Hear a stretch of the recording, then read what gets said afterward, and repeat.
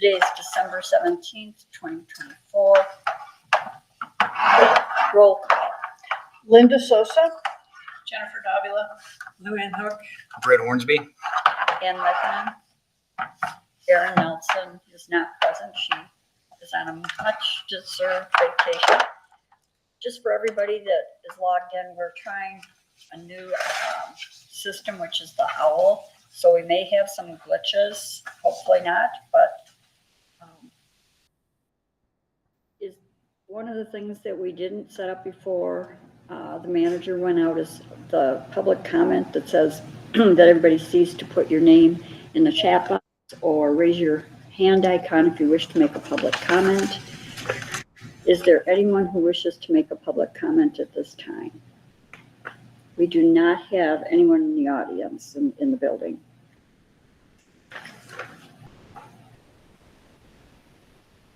So I'm going to pass over public comment at this point and introduce John Hatterley, who's with Larson and Company. And Larson and Company is who does our fiscal year audits. And so for those of you who've been with us for the 4 or 5 years, John usually steps in and explains where we are with the audit. So John, let me turn this over to you. And thank you very much. Okay, can everybody hear me? Yes, sir. Yep. Yes. I was on a Google Teams yesterday and nobody could hear me, so we had to switch to Zoom. Hopefully I got it figured out. All right, so can I share my screen? Sure.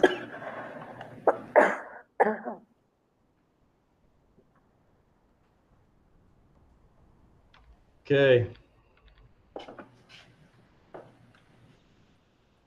All right, so we finished the audit for the town of Bluff. Favorite town. We love coming down there. And this audit is for the year ended June 30th, 2024. We actually dated the audit October 30th. So it's been a couple months. Everything's already been uploaded to the state. Everything's finalized.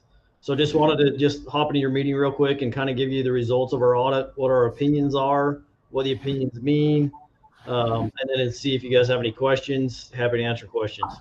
So we'll start with the first opinion, and that's always contained in the audit report. And this is the first report of the financial statements, always.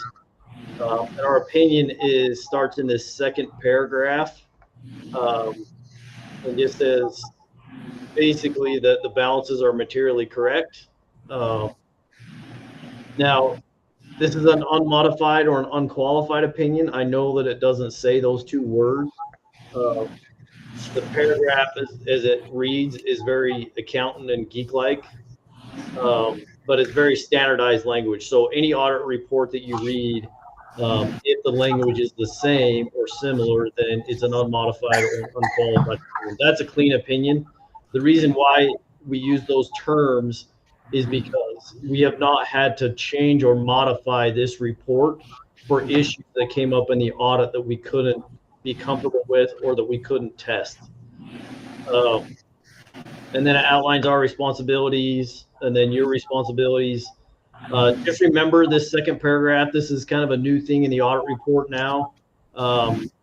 Your job as the town council is to look for conditions or events that will arise during the year that would prohibit you from continuing as a going concern or continuing to operate as a town for at least the next year.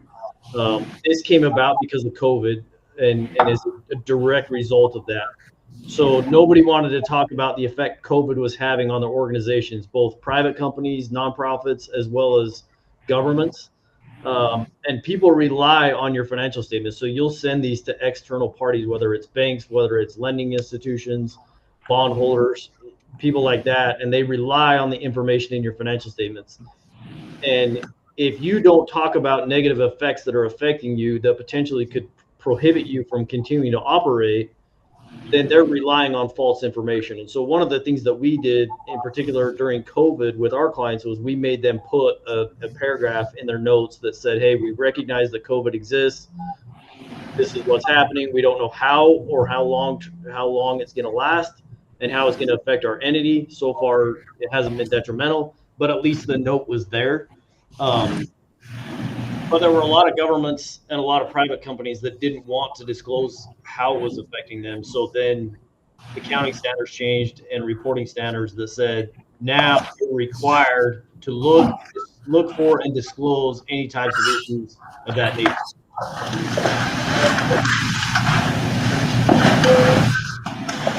This required supplementary information paragraph, just remember that there are certain sections of the financial statements that are not part of the basic financial statements themselves.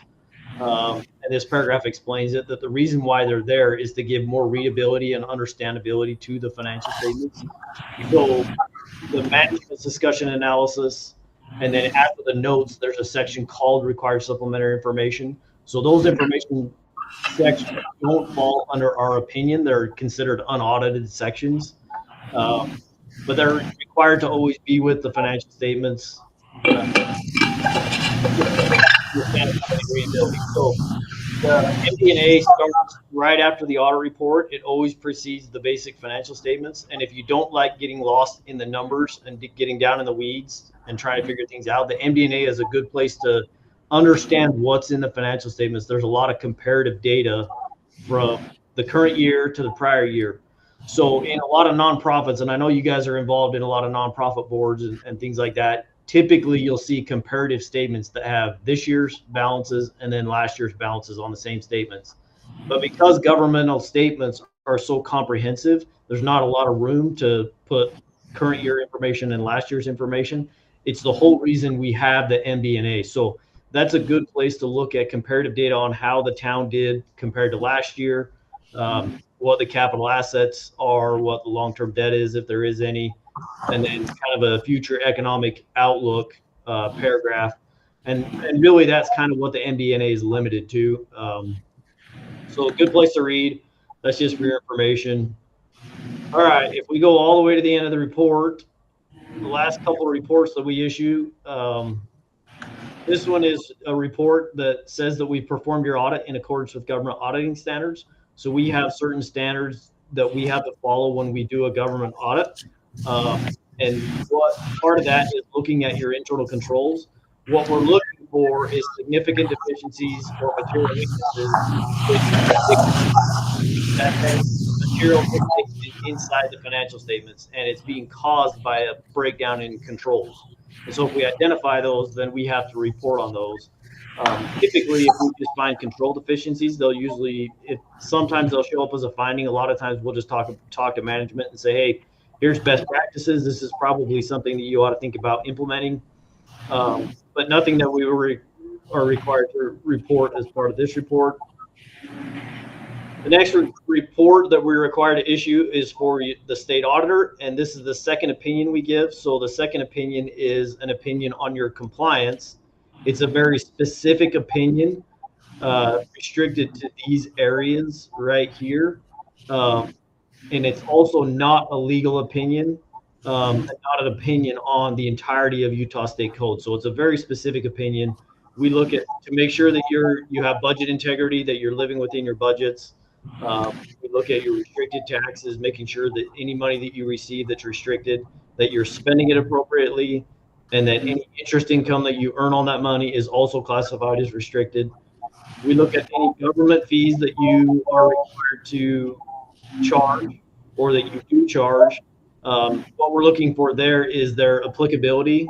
And the best example that I can give on government fees and why this came about, the first one would be the applicability for the fee. So there's a couple of colleges that are state funded in the state of Utah, and what they found was all of the students had to pay student fees. Part of their fees were a study abroad fee, but only about 5% of the student body actually went and studied abroad. So all of the students are having to pay fees that only 5% use, and they said that that was not appropriate. And the other one is, if I were to come down to Bluff and I would park and you charge for parking, and if I was there for 2 hours and I had to pay $16 to park, but then Linda parks there and she parks there for 8 hours, and she still pays the same $16. That's not proportionable to the like this.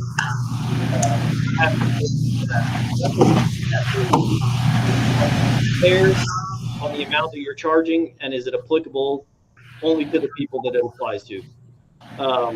And then we look at your fund balance. We make sure that your general fund falls within the restrictions of the state. That is 100% of your revenue plus your property tax at the end of the year. And then we make sure that you don't have any deficit fund positions or negative fund balance at year end. And then we look at the fraud risk assessment. And the fraud risk assessment, I've talked to my team, and the only thing that we look at, or that we're required to look at, is that you A, talk about it as a town council, and B, that it gets filed with the state auditor. I don't put a lot of stock in the fraud risk assessment. I don't like it because the town of Bluff is filling out the same paper that Salt Lake County, Salt Lake City, Logan, everybody in the state fills out the same questionnaire, and there's not a place in that questionnaire to put mitigating controls outside of the separation of duties. And so if you have an audit, if you don't have an audit committee, or if you don't have a CPA on staff, if somebody on staff doesn't get the 40 hours of CPE that they're required to each year, you can't get those points. But maybe you have mitigating controls at the town that offset or mitigate the risk by not having those controls in place. And you can't identify that on the fraud risk assessment. So I don't think it's fair to say that maybe the town of Bluff, you don't get significant amount of points. So to the state auditor, you have a higher fraud risk. But then I come in and say, well, yeah, but you have all these mitigating controls. So I would assess your fraud risk as less than what your report is actually saying. So I don't really like the report. I don't put a lot of stock into it. We just make sure that you fill it out and make sure that it gets done. I'm hoping, I'm trying to communicate and talk to the state auditor to just get rid of it or to come up with something different. But nevertheless, it is what it is, and we have to do it for the time being. So our opinion on compliance is also an unmodified or an unqualified opinion, meaning that we didn't find any material compliance issues we need to talk about. And I think, let me switch over to, I think I need to switch screens. Maybe if it'll let me do it. I think I'm gonna have to stop presenting.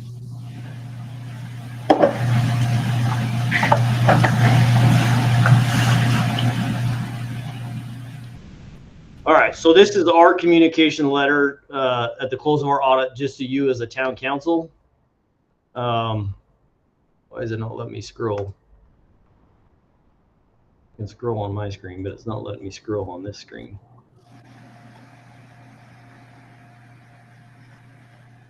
Let me try this again.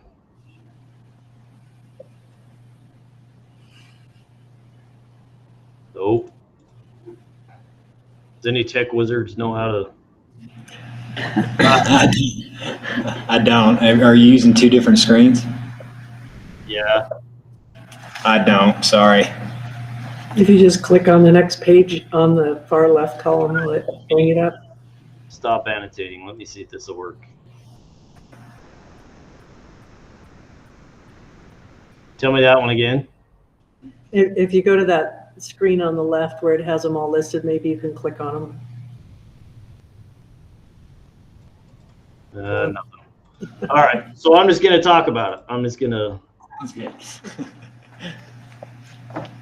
Let me pull that screen over real quick. Okay, so now you just get to see my face. Yep. Okay, so you guys can read through this letter. Like I said, this is just communication on kind of the results of our audit. The first section just outlines our responsibilities in relation to the audit, the plan scope, what our main scope is, which is the financial statements, and the timing of the audit. That's all laid out in our engagement letter. That's why we have you sign an engagement letter. The next section talks about compliance with independence. We are required to be independent from the town of Bluff. So not only me, but my team and my entire firm has to be independent. that onus of responsibility lies with me as the partner, not you as the town council. Froze up, John. You don't have to worry about, okay, are our auditors really independent? We actually have to document that in our work papers on our independence, and we get peer reviewed, we get audited just like you get audited. And that's one of the things that they look very, very closely at is our independence. All right, significant risks. So now we're required to communicate to you what the significant risks were that we identified as part of our audit. And if you remember our conversation, I think we talked about this last year. This is not an accusation or problems in the town. This is just how we perform our audits. Everything that we do is based on risk. So when you have an audit done, an audit is looking, the main risks are that you're not overstating assets and that you're not understating liabilities. So you want to get a true picture of your assets and liabilities. So how we do that is every line item on your financial statements gets assigned a risk. So if we're talking about cash versus capital assets typically have a low risk because it's easy to find historical costs to make sure that your financial statements are being accurate in the value. So you're not overstating that value because we can look at what you paid for things. And B, it's pretty hard to pick up physical assets and steal them and have somebody not notice almost immediately that your building is now missing, right?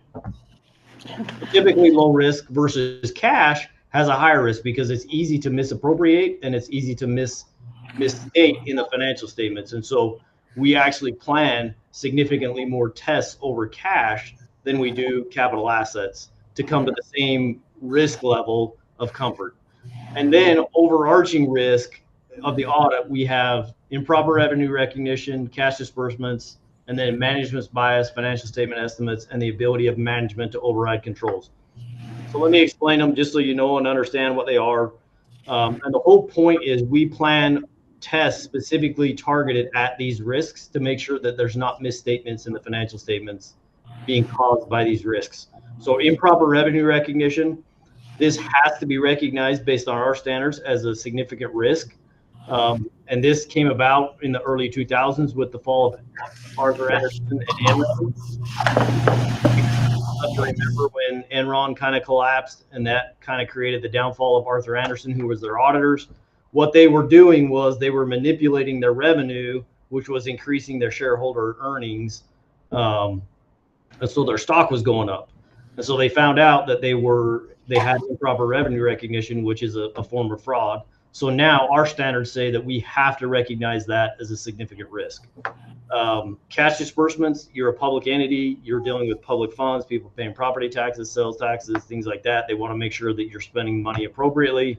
So that's a significant risk. And then management bias. So you can build bias into your financial statements. So if you have, say, litigation and it may in reality not be in your favor and there's a potential liability, you can build bias into your financial statements by the way you word that note disclosure that makes it appear as though it's in your favor when in reality it's not. So you can mislead users in financial statements by the way you word things inside of the statements. And so we make sure that everything is neutral, that it's consistent, they're clear.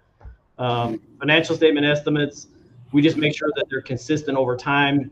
As you can assume, like estimates is just the best guess, right? So when we're talking about the URS pension, that's totally based on actuaries. And anytime you have actuaries involved, it's an estimation because they're trying to look into the future and say, this is what we need to have to fully fund pensions of state employees. So we make sure that they stay as consistent as possible so it doesn't affect your financial data. And then you have improper data and you're trying to make decisions as a town council. And one year you have poor looking financial statements because of a financial statement estimate. And then the next year they look really good, but it's being caused by the same underlying issue. And then the ability of management to override control. So you guys know, like my soapbox is internal controls. one of the downfalls of internal controls is you can set controls, but management sometimes has to have the ability to override those controls.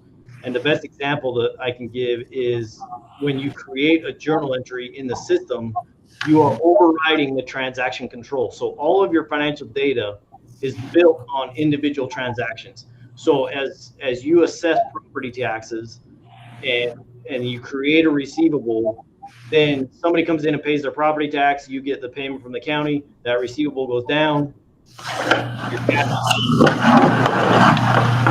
individual transactions which build your financial statement system. If there's a mistake that occurs in the system or at the end of the year when you have to, pull assets out and put them up on the balance sheet, or you're accruing revenue to make a receivable, those things are done through journal entries, which are overriding the control. So the test that we perform is we look at every journal entry that's created in the system to make sure that we understand what it's doing, that it's being done appropriately, and B, that it's had proper authorization. Because overriding controls, you have to have that ability to override controls sometimes, but you can also do nefarious things inside the financial system with that override of controls. So really just these significant risks, we're just now required to communicate to you, hey, these are the significant risks that we're looking for. These are the tests that we're doing. We haven't found any misstatements in the financial statements, so no issues there. All right, we've talked about estimates. There weren't any uncorrected misstatements. Any journal entries that we had as part of our audit were recorded to the system. Sometimes if those adjustments are small or if they're not material, they're not going to affect your financial statements in a material way, then we'll say, hey, if you guys want to adjust your books based on our test work, then here's the journal entry. If it is material, then you're required to make that journal entry. Otherwise, your financial statements are misstated. We didn't have any disagreements with management. We didn't have any circumstances that would affect the audit report, which I said it was an unmodified opinion.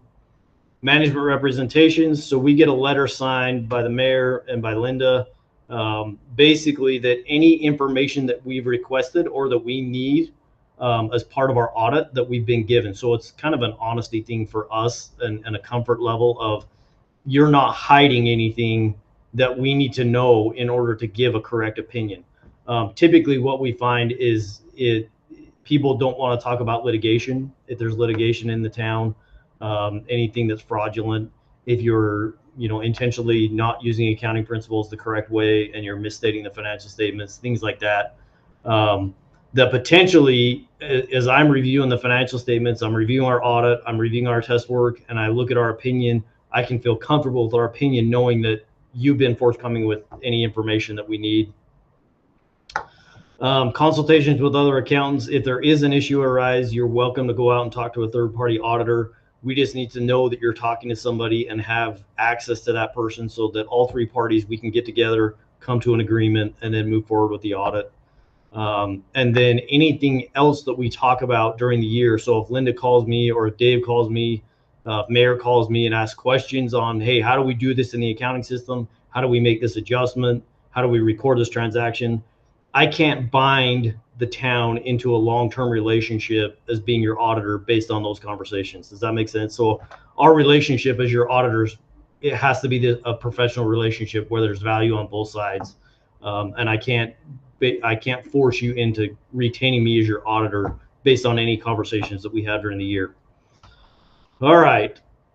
And then the most exciting part, the findings. So as I said, in the government auditing standards report, there weren't any control findings that we had, and then there were no state compliance findings. So once again, another year with no findings. So I consider that a win. And I just want to express thanks to the staff helping us get the information.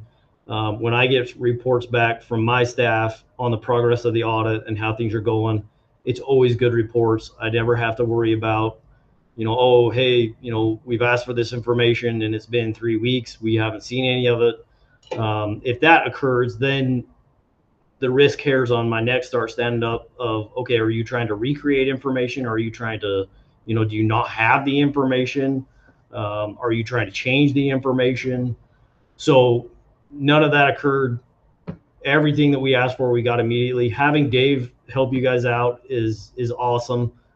We actually do quite a few engagements now with Dave, and so we understand how Dave sends the information. It's very smooth, and it keeps your audit fees down. So just really appreciate the town. We love you guys.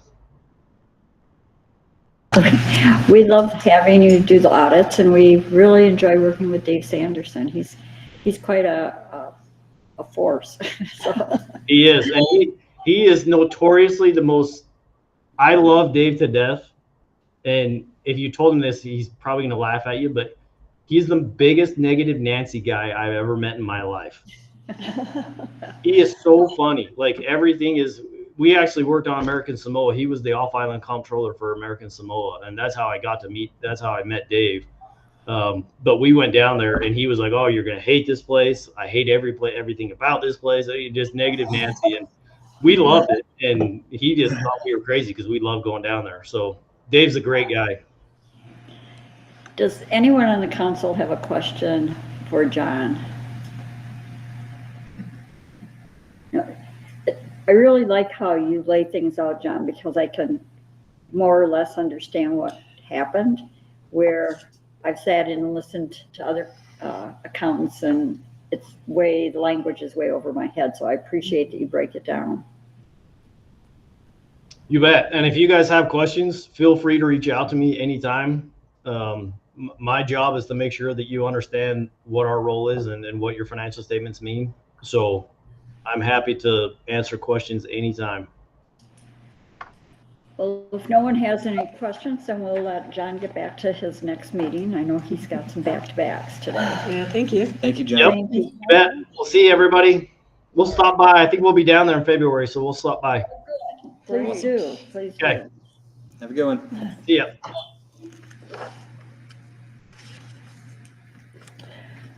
That's always a relief. Yeah, and I think, I do want to say that the reason we pass our audits is because Ann and I are meticulous the entire year. Backing up things, getting information recorded, and it makes a huge difference. Because like he said, when we do the audit, he'll ask for all the recorded random checks. We get them to him the next day. I mean, that's just, shows that our organization is on top of Thank you very stuff. much. So, plus all of you guys, thank you for your invoices. Well, I think that is one of the really important pieces is if we don't have the information or we can't locate it and you wait weeks to Yeah. produce stuff, it does raise a lot of questions, and things are going to just keep flowing along for the next year. And hopefully we will be in 2025 moving in with a bookkeeper. Just a quick comment on that. We have resumes. We held off on scheduling interviews until after the new year, in part because Erin was gone. And I felt very strongly that Erin needed to be a part of the interview team. So, and I believe all the applicants were notified that it was going to be pushed off to the new year. It's the 6th and the 14th are the 2 interview days. The minutes. I wanted to thank you. I wanted to skip over that so we could get John on because I knew he had other commitments. So next is approval of the Bluff Town Council work session and meeting minutes from December 10th, 2024. Did anybody have any comments, any changes? I have one, and it's just a spelling of the name. It's in number 3 of the regular minutes. And it's, his name is Brent, Brent, instead of Brant. And the rest is spelled correctly, so not a big deal, but anyway. You guys have it. Otherwise, it's fine. Anyone have any changes, modifications? Motion to approve Blufftown Council work session and meeting minutes from December 10th, 2024 with Luanne's modification. Second. if there's no further discussion, all in favor say aye. Aye. I'm Anyone opposed? It's unanimous. Then moving to unfinished business. Number 1, discussion and vote on Utah Department of Transportation speed study. When I saw the news article that Moab had been allowed to reduce their speed limit, and then I think we've all noticed that White Mesa reduced it, I immediately sent a note off to Jared Beard and said, hey, we're back. We'd really like to know what we can do. And the article that was in the Moab paper is actually slightly in error. They did do a speed study. It just was under, I'll back up. So I scheduled a meeting on, what day? December 9th. And Jared Beard has moved to Assistant Regional Director, I believe is his title, and his replacement is Cody, C-O-D-Y, Marchant, M-A-R-C-H-A-N-T. We talked for about 45 minutes. He was really very knowledgeable about the changes between a couple of years ago and now in terms of how you can modify the speed limit. And so there are a couple of access points, as he called them, that have changed so that the speed study is done with us helping to pick the day and the times, but also the measurements are slightly different. And so the main thing that we talked about was kind of what the wish list would be. And, I really couldn't justify saying from one boundary on the highway to the other boundary of make it 30. So we talked about like internally where the majority is, where the businesses and residents really are living right now. And then how do you slow it up and how far out do you go? And so what he's going to do is take a look at some things and get back with me. One of the questions, and I think Jen and Lou might be able to help with this. One of the questions was, with the new elementary school, is there a safe passage to school or whatever the plan is? And what he'd like to know is what is the school's plan for moving kids across the highway? And is there something in writing with the school? So since it's the holidays and I know school's going to be closed for a week, and I just haven't had time to reach out to either of you, would one of you be willing, if I gave you exactly what he's looking for, if you could schedule something after the first of the year and talk to the principal or whoever is in charge of, what plans do they have? And part of when we did the speed study, I think it was in 2019, we didn't have the new school, we had the old school. And we didn't have the river trail plans like we have now for kids to be able to access it. And by moving the school over, where maybe somebody who's walking their child to school is going to have to walk through the wash or try to walk on the bridge and then cross. Those were all things he was really interested in. And I think if we could put together, kind of the concerns about where the school is, we really don't qualify for any of the things like the flashing lights that slow people down to school. And that's in part because we have our kids bused. Most of the kids are on a bus and they're getting to school either with parents or buses. But he did have some really good suggestions. One suggestion that he made that might make some sense that we could do, doesn't affect UDOT at all, is where our signs are, the stone, and I know this is probably a ton of work, but those stones that say Bluff at the end, if we were to move those out, he said visually that really helps a lot because people see this nice sign and it's like, you're welcome to Bluff, and you think, well, where is it? And he said, the one problem is you don't want it too far out because then they'll just kick it back up again. But he had some good suggestions. And so, if, somebody familiar more with schools and kids could take that piece on. And then he and I talked about when the best times to do this would be, and he's looking at maybe the end of March, April, first part of May. And definitely avoiding, summer when everything kind of slows down. He thought pushing it out to fall might not be advantageous. And I think part of it, this is my thinking, not anything that he said, but part of it is some of these changes came in as a result of the change in government from one president and transportation department to another. And Pete Buttigieg that was his big push as the transportation head, was to reduce speed limits in rural communities where the highways cut through. And so I think, at least from my view, it would be good to do it in spring. But I would like to have, like within the month of January, we say, yes, we would like it in spring, or no, we'd like to push it to fall, and maybe have some of that school information. I can help with the school info. If you'll send me the packet of what he's looking for, I can set up a time to talk to Barbara. I'm there all the time anyways. The last time I participated in the Safe Path to School was when it was at the old elementary school. And one of the big things that they did in that period of time was they did paint the crosswalks on both of the corners that led to the school. So both on 6th East and on Black Locust, respectively, is where they painted the crosswalks at that point in time. And that was because of our safe routes to school. They were really emphasizing that at this point.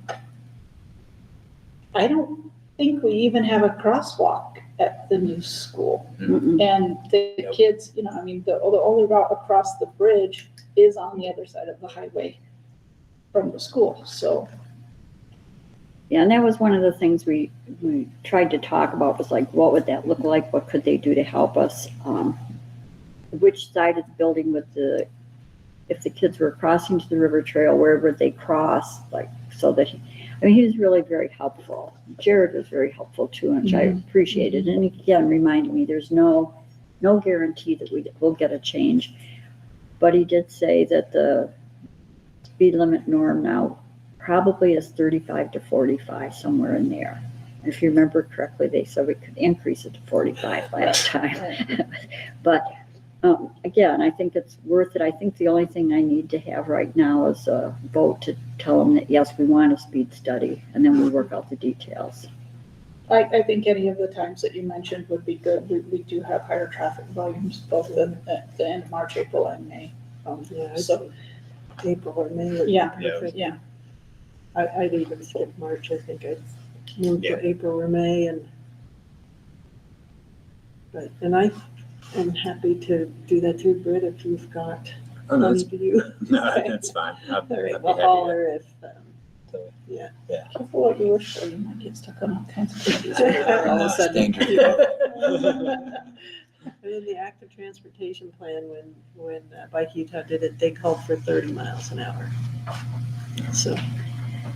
Yeah, so I think, getting all that information to them ahead of time would be really helpful, rather than having them come in and do the speed study and then we go, oh, we should have told you about this. Or Yeah, and he may not know. I mean, just because they're all UDOT people, they don't necessarily know what every other department's doing. So Right. they may not know that we're on the list for a trail, or that we've got the study done, or.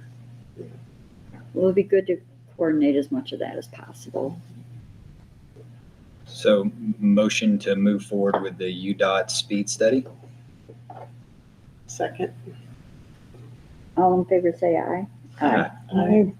Anyone opposed? It's unanimous. The number 2 and 3 kind of fit together. The number 2 is discussion and vote on the road standards for insertion into the draft subdivision ordinance. And this came about because when you look at the subdivision ordinance, the draft one, it's pretty thin on the road standards. And so I talked with Michael Havocan, who I think is probably listening to this. Yeah. But so he's made a suggestion because what we've been following are the road standards in San Juan County's subdivision plan. which would make sense for ours. But there are two immediate things. We are up against a deadline of the end of the month. Chris McEnany's time is limited. I think in order to have a meaningful discussion, we need another work session to talk about those standards. So Erin created just an appendix that my suggestion would be we do not include the standards today in terms of how we proceed to get this approved. Then we do a work session in January as to whether those standards fit into what the subdivision ordinance regulations are now. San Juan County has not done their subdivision modification yet, and it doesn't sound like they're going to get it done by the 31st. It's on they have a meeting scheduled. Maybe it's just a public hearing. It might be, because, I've heard this directly from planning and zoning, Kristen Bushnell, that she was told only a week and a half or two ago that this had to be done. And so she was thinking they weren't going to make the deadline. But if we push this to a work session in January, we could have a more meaningful discussion and make sure that we're, one, putting it into our subdivision ordinance appropriately, and we'd have some time to look at it. So I'd like to recommend that we just defer that to a January work session and just focus on the subdivision draft as we have it now. Sounds good. Yeah, on that, there's just that simple one on C that says planning and zoning can permit dirt roads. I think you're just constructed to Class C road standards is perfect. To at least Class C road standards and get rid of that dirt, because I don't think we want a subdivision that we have to take care of that's just dirt roads. What are you talking about right now? Are you talking about not having the appendix? Well, it's still on the main list here. Lou, where are you It's, looking? let's see, In it the is subdivision, C, in the subdivision order. yeah, on the subdivision 5.03 B, and it just says streets constructed to Class C road standards, which is perfect, and then street grading and surfacing maintained to Class C road standards. And then there's the accept, and I think we just need to So remove the it's accept. 5.0. 5.03 subdivision improvements. And then 5.03, Is there a page number? Because there should be. That might help me so I don't have to sit here. 503. Was it 503.01? and then it's B. A is utilities and B is streets. Right. B and C. So that's on page 22 for anybody who has it up. So, right. But what I'm asking right now is the recommendations that Michael Havoc and had. Are we all okay with deferring a discussion about those in more detail to next month? Of the whole Of just the standards for The the road town standards. Right, the appendix A that Erin created. Yeah. Yeah. Okay. All right, so we'll defer that to the January work session, sweet. which I think is January 14th, if I'm not mistaken. All right, then, number 3 is the discussion and vote on the subdivision ordinance. So two points on this. I apologize for the, Michael's raising his hand, and sorry, Michael, I muted you there for a second. Let's see if I can. Michael, Yeah, I just want to say about what Luanne brought up about the dirt roads. The ordinance that you're considering now includes dirt roads as a C road. And my thinking was, it costs the same amount of money to grade a dirt road as it does a gravel road. And a gravel road is a lot easier to maintain than a dirt road. So I just wanted to point that out. Thank you, Michael. Guess I didn't realize it just a straight up dirt road was still a C, so that's great then. We can just leave it alone. That's fine. Okay, thanks, Michael. Thanks, Michael. So in looking at the subdivision ordinance that Erin worked on and that I worked on a little bit, there's the yellow highlighting and the red highlighting. And I sent it out like that for two reasons. One, I could not figure out how to change the red and the yellow, and I was making one hell of a mess, and I just quit in frustration. And then figured, actually, that's better, that you can see what the recommendations Changes were are- Yeah. before I get help taking out And those colors. it looks like I can undo it as we go. It looks like I can edit that. Can you? I was a second ago, so we'll see. Well, that's good, because I ended up blacking out all the words, totally, like I had redacted everything. And then when I couldn't get it out, I deleted all that. And then I just gave up. So in looking at it, are there things that you want taken out, added? How do we want to do this? Do we want to go through it page by page, or you just want to point out any concerns that you have? I have one. Okay. Let's see, it's on the condominium section. Okay, page and section number. Let's see. Everybody sees it. I think at the bottom. Oh. Okay, it seemed like it was pretty high up. High up meaning, Higher on the first part of the, See if you can open it in, like double click on it on the file in the attachment and open it in Word. It's, okay, hold on just a second. 'cause I it's think under, condominiums are under letter L, probably on the second or third page. of the whole document. Yeah, because it's doing a, It's just in the Oh, definition. it's in the Yeah. definitions, Yeah. okay, that would have helped.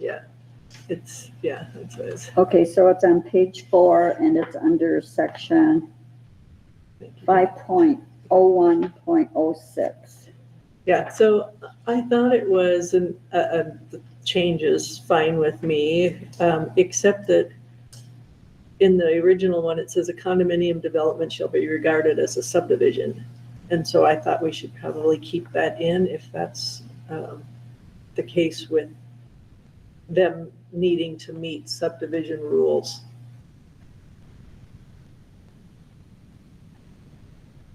Okay, I've got that.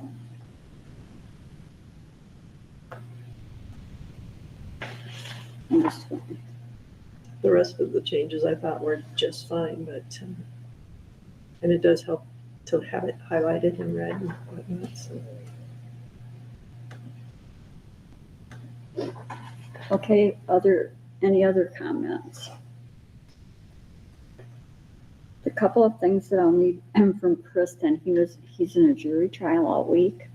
I'm gonna try, if we can get the highlighting out, and I can get this to him then with a couple of legal questions. He'd probably like to see what you changed to, I would Yeah, imagine. I'll send him both. Okay. I probably already have sent him the one, but I talked to him over the weekend, and he is buried this week. So that gets me to the point of the main change,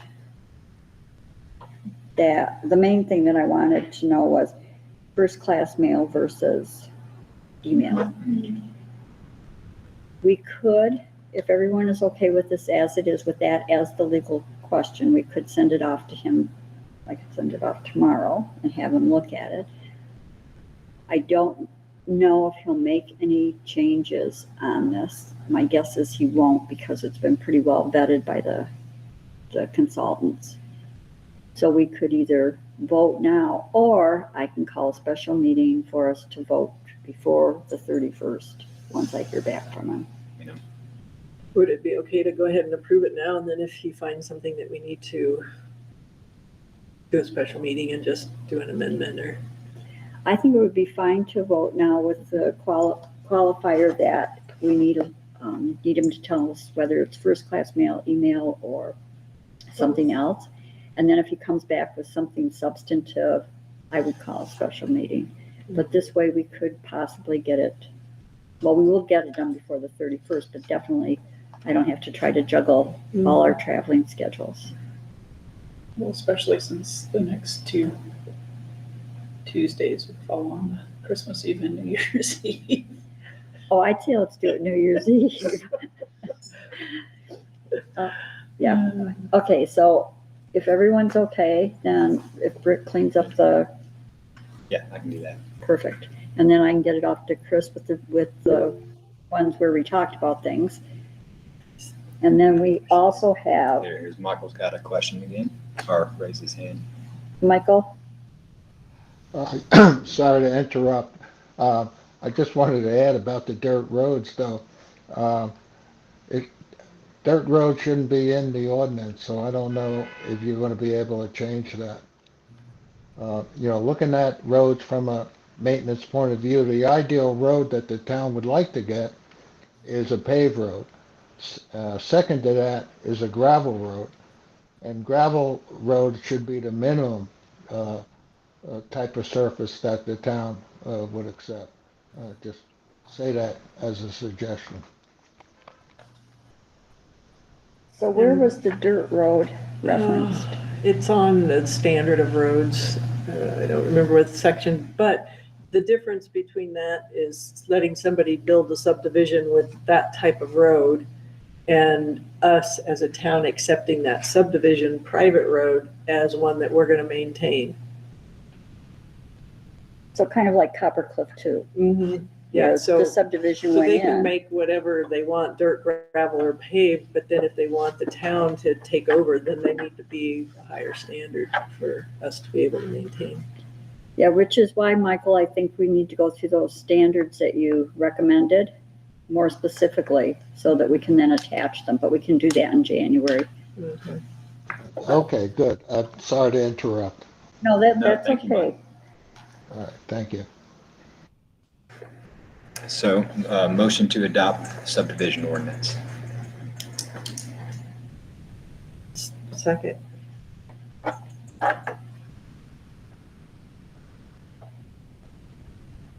All in favor, say aye. Aye. I'm, Anyone opposed? Then it's unanimous. We also have to pass the subdivision ordinance and codification, which is just the approval that goes with it, where I take a vote from everybody. So it should have been in the packet that Erin sent out, but it's just an ordinance revising the subdivision ordinance of Bluff, Utah, and it just says that this is substituting this ordinance for our previous ordinance. I don't think that quite made it, Get it. Yeah, I don't see that one either. but that's okay. I think we're- I can read it. Yeah, we could do. So whereas the Bluff Town Council pursuant to the provisions of section 10-3-707 of Utah State Code as amended has authority to revise ordinances of the municipality of a general and permanent nature. Whereas the Bluff Town Council has reviewed the proposed revisions and has made such changes, alterations, modifications, additions, and substitutions as it deems best. And whereas the Planning and Zoning Commission has held a public hearing on the proposed revisions and provided a recommendation on the same to the Bluff Town Council. Now therefore, the document titled Subdivision Ordinance attached as Exhibit A is hereby adopted as a replacement for the currently existing Bluff Town Council ordinance governing the subdivision of land within the town, subject to any immaterial changes that might occur post-adoption during the codification process. This document shall be accepted in all courts without question as the official subdivision ordinances of the town as enacted by the town council. Section 2, if any provision of the Bluff Town Council's code previously adopted are inconsistent herewith, they are hereby repealed. Section 3, this ordinance being necessary for peace, health, and safety of the municipality shall become effective immediately upon posting. And it has place to record votes. My signature is mayor and Linda Sosa is town clerk. So just kind of going around the table, Britt, Yes. Yes. Luanne, okay, Jen, Yes. Linda, Yes. myself, yes. So it's unanimous. I'll get this over to Chris, and I'm assuming there will not be any problems because we've talked to him about it a couple times before, so thank you. Work. Well, good work for planning and zoning, and thanks to the Hanson Group for working with us, and thank you to the Utah Legislature for finally giving us a funded mandate as opposed to another unfunded. So I'm gonna need to post those in town. So should I wait though until we're sure that it's Yes. finished? Okay. Yeah. And I will send a note to Chris tomorrow with these and tell him that if he can have his associate look at them right away. So, and then clarification for me, you want all the highlighted stuff removed? Do you want all the red to stay in, or you want that? No, substituted in. Okay.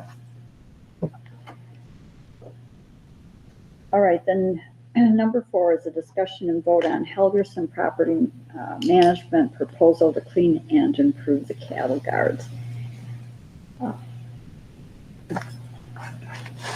Helgerson property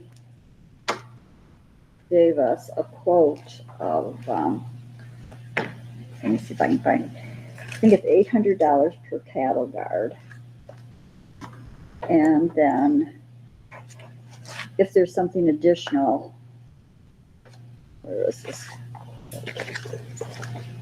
Okay. You know, I have it here. It says, price for cleaning out the cattle guards. HPM would clean out 3 cattle guards at the price of $800 per cattle guard, which covers up to 6 hours of work per cattle guard. If any additional hours are needed to create drainage, the price would be at $130 per hour. Does that sound reasonable to everybody? It does to me. Sounds perfect. And he knows how the drainage should be, and so he can get it to where it's not just a sand trap. Well, and actually that's not quite what I understood, because when Erin and I talked to Steve Helgerson, he was unclear as to what we were talking about. It's probably because I don't know what we're talking about. So can you touch base with Steve and make sure that you two are on the same page? Yeah, he did it when we did that first cattle guard out on the bluff bench when the cows were walking out across it. He cleaned that drainage. But since then, every time the grader comes by, they rearrange it and it all just dumps right into the cattle guard, which takes a lot of sand on those sandy roads. And it's job security if you want to clean them out, but it's easier just to put those back in. They've just been removed, so anyway, that would be great. Well, if you can talk to him, that would be good, because I Okay. wasn't quite sure what the concern was. Yeah, well, when he gets ready to go out there, he can go with them or something. And there are a bunch of cows out everywhere right now. They're all have a few inches unless we get a big downpour, and it is winter, so it shouldn't rain. But anyway, they'll hold, hopefully. But one more good rain and they will be full. Well, that would be good if we can get that done.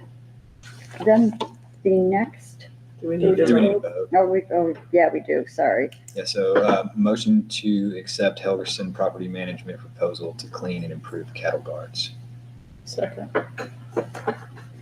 All in favor, say aye. Aye. I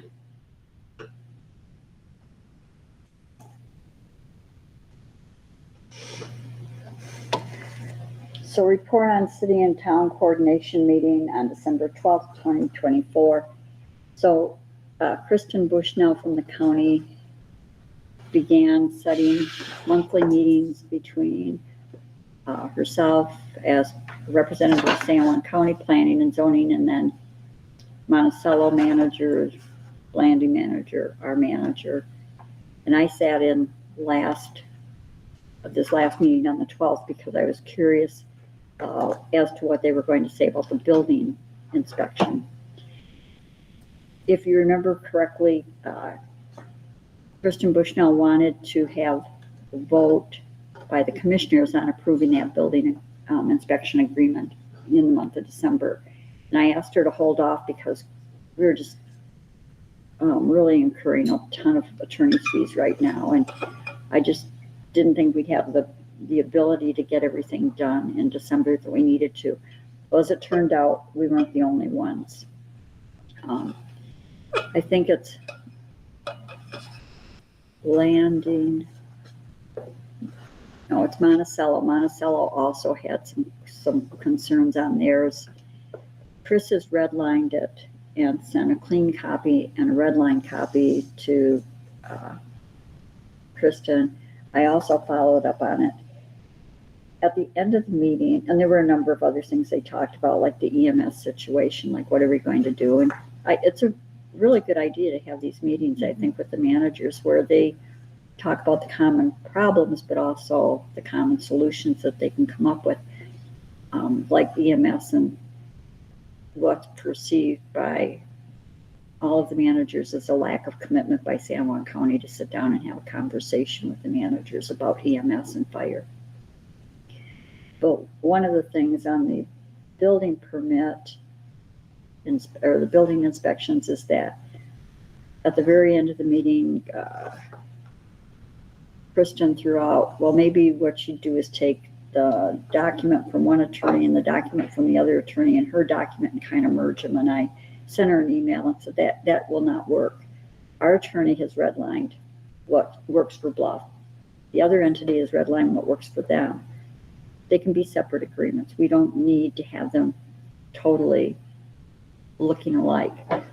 I haven't heard back from her, but attorneys are pretty turfy about what they draft. And if they're making a recommendation here and it's going through multiple reiterations by someone who's not an attorney, I'm not so sure how that's going to work. So I did ask her if she could just keep our agreement with San Juan County as Chris McEnany wrote it. So that, and we all agreed we're not ready to put it to the commissioners yet. So it'll go in January sometime after we get that ironed out. Does that make sense to everyone? Mm-hmm. Any questions about it? Is there any way we can force the EMS talk in any way? Because it just seems like a boulder sitting right above our heads. So, I think the three managers are really, especially, I'm not sure his last name, Trent, is really on it.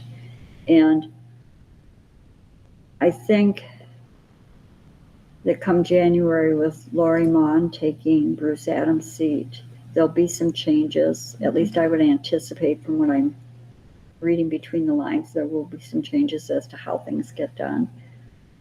But I really think that in January at the meeting that the next one, which will be the second whatever of the month in January, I'll probably sit in on that too to hear what the conversation is.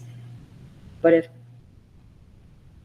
the rationale given for not meeting with the managers was that a new EMS director had been appointed and Mac McDonald wanted to wait till that person got settled in. However, it's been 3 months. Yeah. And, settled in means what? So I think they're really pushing, the managers are pushing. So I think we wait till that second, whatever it is in January and see if they've come up with a meeting. And if not, then I think going to the next commission meeting, which would be the third Tuesday of January, and having a coalition of either mayors or managers or mayors and managers go to the commission meeting and demand to get on the agenda of the commissions and say, hey, we're not making progress. So Have they elected a new chair yet? for the commission, I don't think they can do it until she's been sworn in. What I'm hearing is that Lori Mon has been hyperactively involved already, like meeting with people, scheduling things, and asking a lot of questions. And that came up in part, the information came to me in a couple different ways, but today I had a meeting with Dr. Grant Sonata to tell him goodbye. And he was talking about how active she has been on questioning administration about, well, why do you do this? Or why, when you say that the commission agreed to do this, when did they agree to do it? What meeting? How was this handled? So I think she may be really taking this very seriously, like what's really going on. And EMS is something, and fire. So Grant Sonata's leaving somewhere. he is. He's going to that city. I can't say the name. Chihuahua. He is, and So he'll get a replacement too. Then. well, that's the other interesting thing. The replacement, when he gave notice that he was going to, is it Tooele? Two Ellas. One would have thought there'd be some movement on finding an immediate interim director, and they're not. The commission's not going to do that until the 30th of December, and then they are going to open it up, as I understand it, which makes sense for a permanent director. But in the meantime, it appears that there's a cost-saving benefit to not having public health director that's being discussed. And I really think, from a personal view, not as the mayor, but as a personal view, that if that is the case, I would like to make a public comment that we can't put people's personal health and welfare at risk just because the county feels that this is a budget saver, just like EMS or fire. This is just, from my personal view, that was really sad to hear. Well, But he was great. If nothing else, they could go back to using the Southeastern Health Department Board, which is based out of Price, but at least there was someone that you could call and get something done. So, yeah. So that's where we are. He's leaving. He's obviously has mixed feelings about leaving because the kids are in the middle of the school year. They don't have permanent housing yet. They like it here. They like the support the Bluff has given them. And we were just talking about Bluff, so I'm not saying he didn't like the support anywhere else, but we were specifically talking about Bluff. And he'll miss the line dancing. So his last day is tomorrow, and they are gone. I will let everybody know when that next meeting is with the managers, if anybody else wants to come in. It'll be in Blanding this time, which is the other really nice thing. They're going to rotate these meetings so that That's great. no one's driving All the time. all the time. Yeah. All right, then the next is the discussion on the request of Coral Sands to vacate an alley. And I just need to take a minute here to find my packet for myself. I've been really hoping I didn't leave it. No, it's right here. So if everyone remembers, we adopted a procedure for street and or alley right-of-way vacation. And with that, the petitioner who wants to vacate a right-of-way fills out the petition and pays a $250 application fee. So we have a petition to vacate this alley. Now, the owners went to planning and zoning, and planning and zoning has passed it off. It's a solar installation, and if you're looking at Coral Sands, this is the best way I can do. If you're looking at Coral Sands from the highway, that front strip is owned by Amr Tomei. It's cleared off, and then there are trees and buildings for Coral Sands, and then that alley runs down where those trees are and the buildings are, and I'm half on the cleared side, half on the other cleared, or not cleared side. And so in 2018, Tomei had the north side of that alley vacated by San Juan County Commission. So he owns that strip there of the alley. The rule is that you don't do that. You don't divide the alley and leave one part with the entity and the other part with the private owner. And so in reality, what should have happened if the commission was going to do that is they should have vacated the other 10 feet to the property owner. And I'm not sure if Yaris's were the property owners at the time or if it was Galen Headley, but it shouldn't have happened that way. I mean, that's just what the rule is. You don't do that. So like a number of things on alleys and buffer zones and easements and all that, we've inherited something that would have been clear cut in 2018, and now Coral Sands has to ask to vacate it. And part of it is with that solar installation, which is, in my mind, a separate consideration than do we vacate an alley. But we have a process for it. So the petition is in, we have the application fee. The petition's been reviewed for accuracy and completeness. Planning and zoning's reviewed it. Now we need to set a public hearing. Then we have to mail the notice of the petition, the petition and the notice of public hearing to the adjacent landowners and publish it, and then hold a public hearing. And then if we approve it, then we pass an ordinance and get it recorded. So while I imagine that Coral Sands would like this to happen today, we do have all the pieces. There's a survey.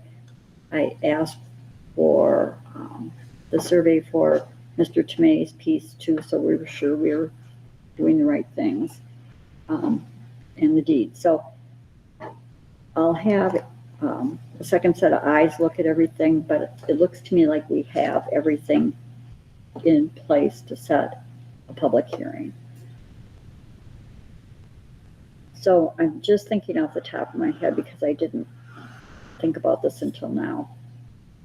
I believe we have to post everything for at least a period of either a week or 2 weeks. I think it might be 2 weeks.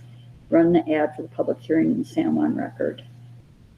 And then have the public hearing, then there's 10 days for public comment. And then we can vote on what we want to do. So with that being said, we've had, if we're going to hold a public hearing, this is probably the point that we should do just a very strong blast. Like if you're one of those folks who called us and talked to us, but you haven't done the finalization of a request, I don't think we want to hold like 5 public hearings. Let's consolidate the ones where people have been. We've got 2 other parcels where San Juan County has never followed through, but they've been given to the landowners. So those 2 parcels should probably be included as well. But didn't you say at some point that those were not followed, the law was not followed to get those away? Yeah, I can give my legal opinion as to what I would say, but if those folks want to make a formal request, because that has never been made by either of them, this would be their opportunity. It's not whether it's my opinion or not, it's whether they want to make the request, and then we would look at all those issues. But And that one probably doesn't have any utilities in it, that particular alley. which one are you? The one that That the Harrises are trying. yeah, this one that's on the agenda. Oh, the Yaris? So No, it doesn't look like it. But that's the reason for the public hearing, right? So counting forward, If your notice went in by Friday, it would come out in the paper on the 25th. Is there a paper? Probably not. I don't think that there is Probably not. And there probably won't be one on the 1st either, is the frustrating thing. Because they just do like a pre-made magazine more thing, I think, than a So why don't notice up to date sort of paper. I call Sam on record and find out before I start trying to put together a notice that, in a week that I don't have much time, but let me call and find out if they're going to be publishing or not. And if they're not, I'll try to factor that in too. Could be also that they just don't deliver it on Wednesday. Maybe they'll deliver it the next day or something. That's a good point. And I've never had any confirmation that the electronic paper that goes out the day before counts as the day to start counting your days. I've never been able to get an answer I get a different answer from any attorney I ask, like, how do you count it? Do you count it when it goes out electronically or when it's on the stands for people to purchase? So I'm going to leave this packet after I figure out the timing. I'm going to leave this packet in office too, if anybody wants to look through it, because this has all the stuff, and if I get organized, maybe I can get it scanned into everyone, but we'll need to do little notices to adjacent landowners too, which I'm hoping is just one landowner. Seems like it would be. Yeah, I don't think we have 300, to, wasn't it 300 feet? I don't remember. It seems like it's just that strip that's, Well, I think it's 300 feet from the edge of whichever thing is happening.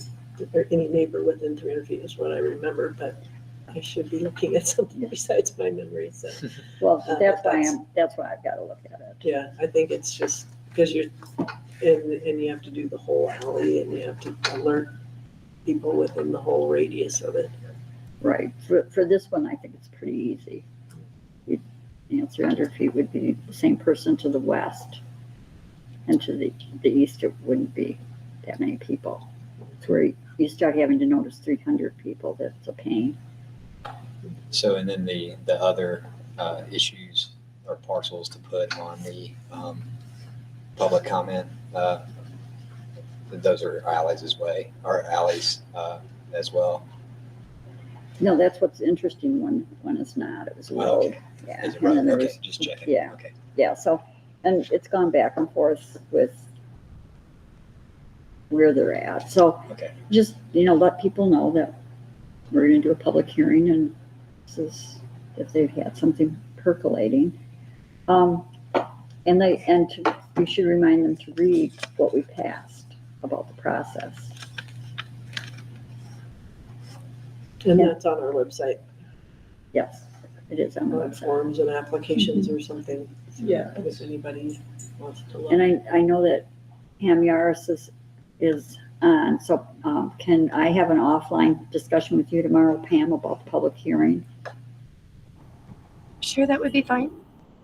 Okay, good. I'll reach out to you sometime tomorrow. Thank you. Okay, thanks. All right, then number 7 is a discussion and vote on Bluff's planning and zoning meetings and work sessions. And I think I grabbed it.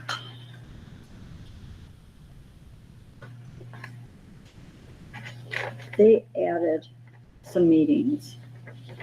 And of course, in the pile of emails, I'm getting Erin's emails too. Oh, Lord. And so you can only imagine what I'm looking at. Let me see, I thought I grabbed that. Maybe I'll have to pull it up on my phone. I don't know if it's here. I have one from Marcia.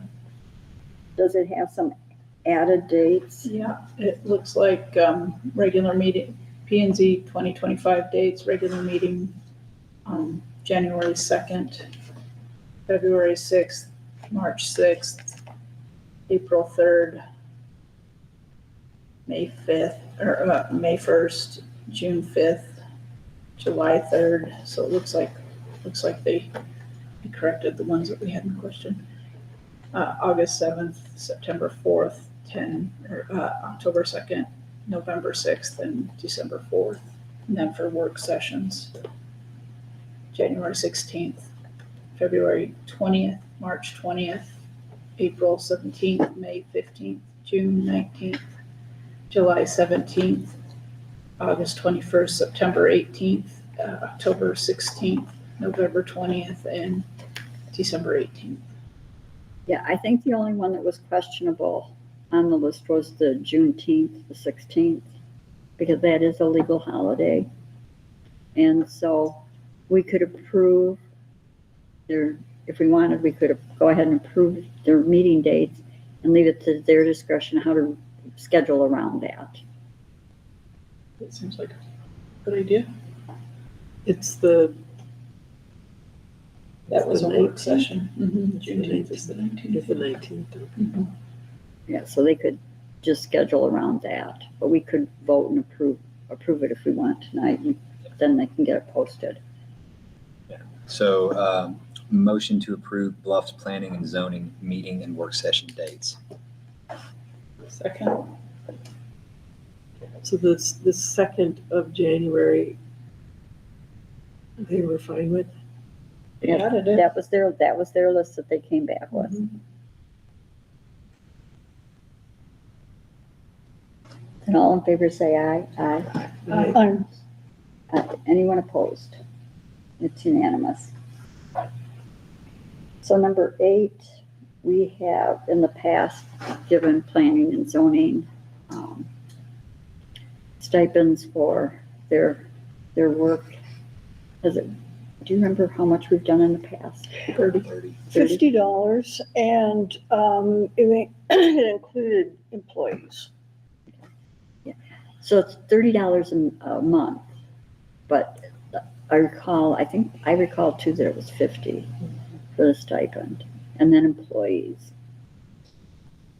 What's the difference between the month and the stipend? Oh, this is just like a End of bonus. the year. Oh, end end of of the year year, bonus. yeah. Okay, I got you. Yeah. Okay, sorry. Yeah. I was like, No, I was like, well, the checks that I signed all in for 30. No, you're right. Yeah. I had Linda change it from bonus to stipend because 2 years ago, in some conversation with the accountants, it was like, really, should call it a stipend and not a bonus. And See. yeah, because a bonus implies it's kind of, we could give it to one and not to the other kind of thing. But, so if everyone's okay with doing that, I guess the only question will be procedurally, how do we do that before the first week of I January? might have to wait until, because I don't have any idea how to do that in Yep. Dolores. Then if we can do we do the vote, and then we can go ahead and everybody will have to hold off on spending their big trip to the Caribbean till January. Okay, So a motion to approve stipends in December 2024. Second. was that you, Lou? Mhm. All in favor say aye. Aye. Aye. Aye. Anyone opposed? It's unanimous. Sorry to anybody who's listening that's going to get their big check, but it'll be January when we get to it, when Erin's back. All right, then the next is the report on the December 9th, 2024 San Juan County Tourism Tax Board meeting. And Linda, that's yours. A lot of it was, the bulk of it had to do with their marketing, because the Tourism Tax Board is all about marketing. We get a lot of money from the state. We get grant money to market. Pratt Red, who used to be in economic development and landing, now is part of Relic, which is who we have hired to market. And so, which is great, because he really has a knowledge of what the county has. So previously, there's always been a theme. 1 year it had to do with visiting with respect and being safe. A couple years ago, it was Mother Nature. So Nature would say, go play outside. That was kind of cute. So the current one is based on our natural resources that we have, and a lot of it is down here in the Southern County. So they have targeted Hovenweep, Valley of the Gods, Natural bridges. Goosenecks. I don't, yeah, no, well, that's not what, the media part, Mm. their House on Fire, did I say Hovenweep? I don't remember. Anyway, but then there's like, Canyonlands and other places, but so, it's a beautiful campaign. Part of it's on Facebook, part of it is on television kind of media. So the big, so we market to different countries and different states, different areas. The country that has the most visitors is Canada. Denver is another really big market. We follow the data. We can see how many people look at these media things. And so they really, a part of what they do is get us that kind of data to see what's working, what isn't working, who's coming here. So it was pretty interesting, basically. So that was basically and then, we usually talk about what's happening in our area. And so I said pizza oven. Well, we're kind of shut down because our businesses work really hard all year. And so we're pretty much shut down, but there will be a pizza oven. That would be nice. Allison said also that Mr. Sampson, I can't remember his name, from Monument Valley got appointed to take one of the open positions. Oh, Harold Simpson. Simpson, not Yeah. Sampson, Yeah, there were 2 positions open because Monument Valley and Spanish Valley. So. Good. Well, I think the next one is yours too. A discussion and vote on intent to continue on San Juan County Economic Development. So my term with San Juan County Economic Development is over January 25th. And what the board does, there's several others at the same time. What the board does is if people who are interested either in continuing or being on the board send letters of intent to MAC, and then it's filled. So I would like to continue, basically.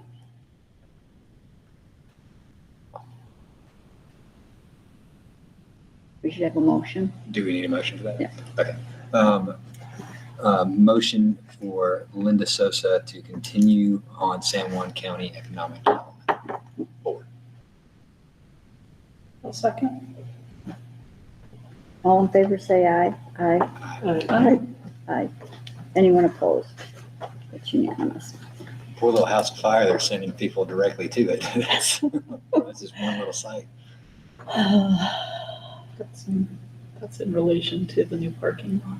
Yeah, I'm like, man, that's a lot of Hovenweep is Hovenweep, and then you've got to go into one granary. Like, it's just wild. A little weird that they didn't mention. Did they mention Bears Ears at all in any of their push?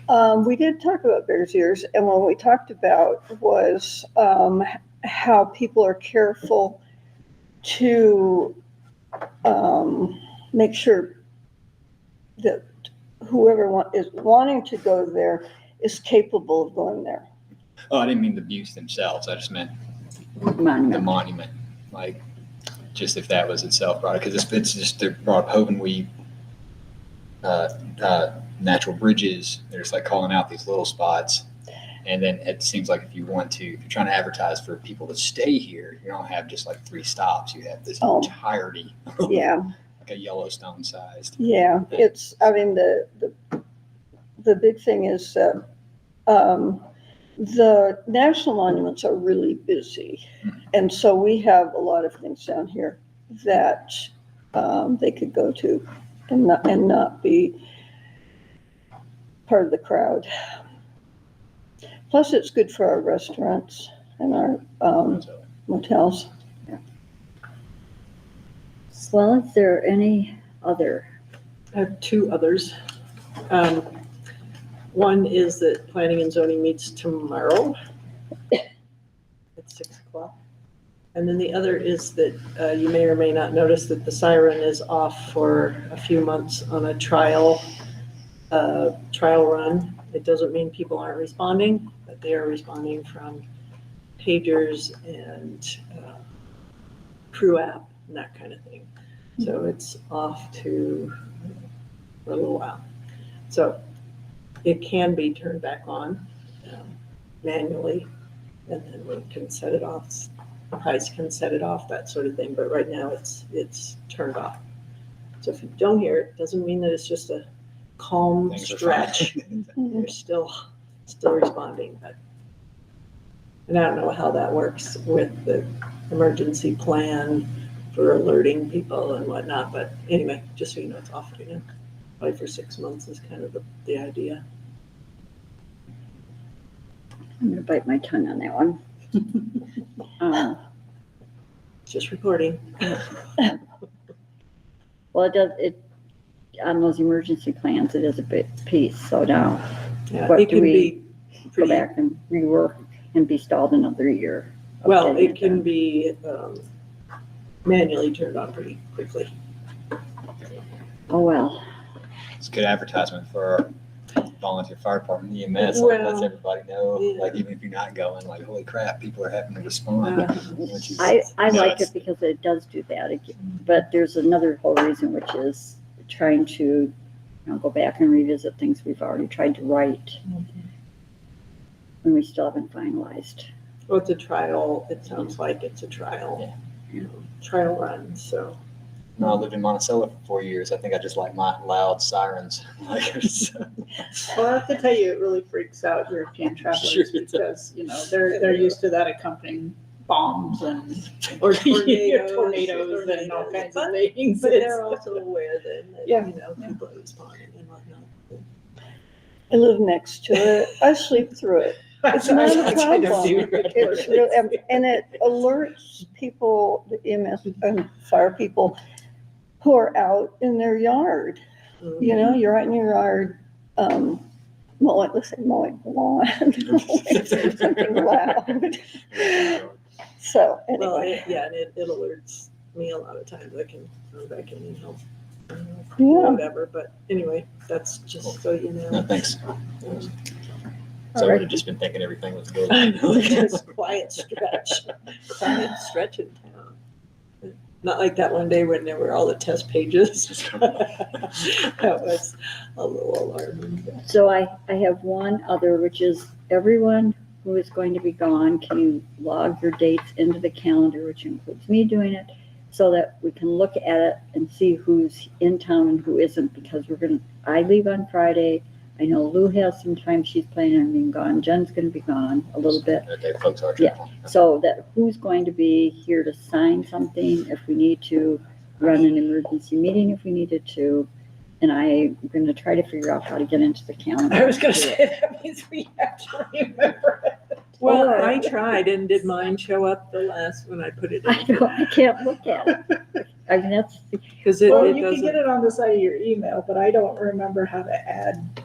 yeah, that's the thing, I can look at it. But well, let's give it a try. And if I don't see something by like Thursday midday, I'll touch base with all of you to get the date so that, I'll have access. It's just that, knowing who's physically in town and could do something if we needed to.